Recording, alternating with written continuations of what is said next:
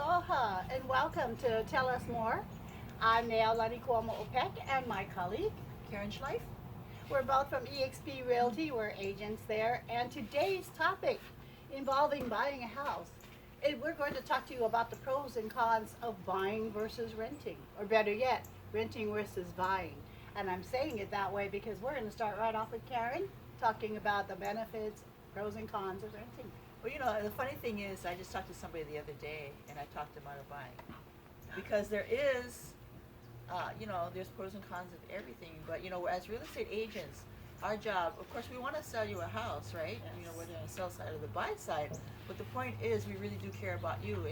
And when you talk to somebody, you want to make sure that they tell you the truth, and they give you the information that you need so you can make a good decision, because buying a house is not like, oh, let's just go buy a house, especially here in Hawaii. It's a big investment. It's a huge investment, and it really depends on your circumstance. So Yes. today I have chosen what are the advantages or disadvantages of renting. One of the advantages of renting, for example, when you come, let's say you come from somewhere else and you come to Hawaii and you don't know the area, you can read all you like on the internet, what people say, but until you actually move into a place, put up with your neighbors and the traffic and the dogs or whatever it is, renting will be a good deal because it's temporary. You can always say, I'm out of here, and just leave, right? And so, but then again, you can try another neighborhood. But if you are not mobile, in other words, you got lots and lots of stuff, renting might not be the way to go because it's expensive. But the thing about renting is that here in Hawaii, it is your security deposit, which is 1 month's rent. Okay, and then of course your first month's rent. And if you have pets, then a lot of times there's a pet deposit, and it could be as much as a month's rent. So but it's still pretty inexpensive. And but the thing is that you got to do what the landlord tells you to do. If they say move, you got to move. They say no nails in the wall, your pictures don't get unpacked. And so that's kind of the upside and the downside of renting. But now we're going to talk about, what about buying? What is the advantages of buying? The first thing that people talk about when it comes to advantages of buying is, of course, the tax benefits. The interest that you pay on the mortgage is tax deductible, and oftentimes there are tax credits that are tied into buying a home. The next thing is that when you buy a home, you can do what you want. You're not living under somebody else's rules. You don't have a landlord you need to answer to. If you want to put pictures on the wall, go right ahead. You want to fill it full of furniture, go right ahead. It's all yours. The other advantage to buying is oftentimes, and this is because of today's low interest rates, oftentimes the monthly mortgage is less than what the rent is for a comparable property. The other thing too, tying in with today's interest rates, is that it's easier to qualify to buy a home because the interest rates are lower.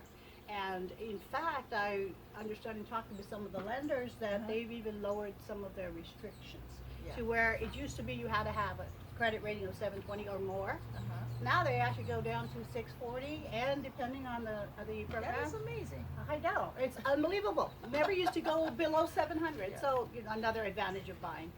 The biggest advantage of buying is that you plan to stay in the home for a while. You're not going to be mobile and needing to move. You've decided that's your neighborhood.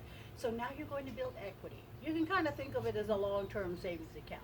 Because when they track real estate statistics, over time, it always goes up. It has its ups and downs, but for the most part, if you've got that long term that you want to stay there, it does go up, and you can build yourself the equity.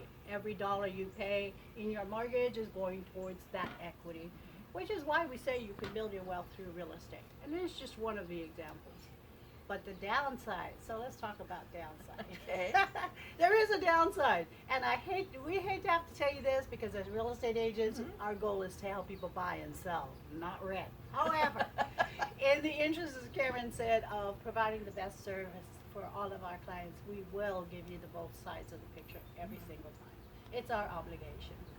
So the downside is that, yes, you're locked into that neighborhood. Better get along with those neighbors, because if you don't like their barking dog, guess what? There's nothing you can do about it.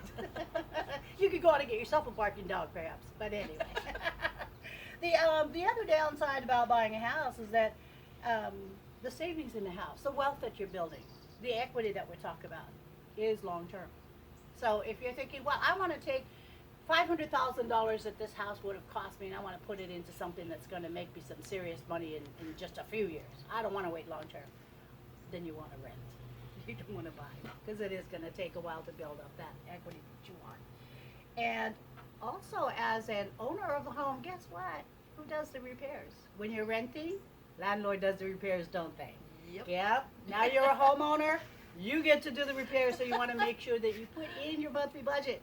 Not just the cost of mortgage, not just the cost of insurance, but also put aside some money for repairs. It's generally recommended 1 to 3% of your cost of your home.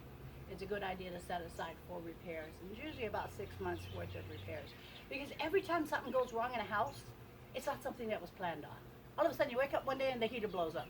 Did you plan on that? No. So that's why you definitely want to have a budget for repairs. Did you really want to tell them that? Well, full disclosure, right? Well, and the thing is that also, if you have children in school, Yes. the stability of owning your own home and not having to move to a different neighborhood, the children will love you for that. Yes. That's a biggie. I think we're ready to wrap it up. So, in closing, we'd like to ask you that if you'd like more information, we will be happy to send you a PDF report of today's video so that you can see for yourself the advantages and disadvantages and make the educated decision that fits your situation. All you need to do is at the end of this video is our contact information. You can pause it on our contact information, email us, text us, call us. Either one of those 3 ways, and we will respond to you right away. And do put your comments down below. Like us on Facebook. Aloha. Aloha.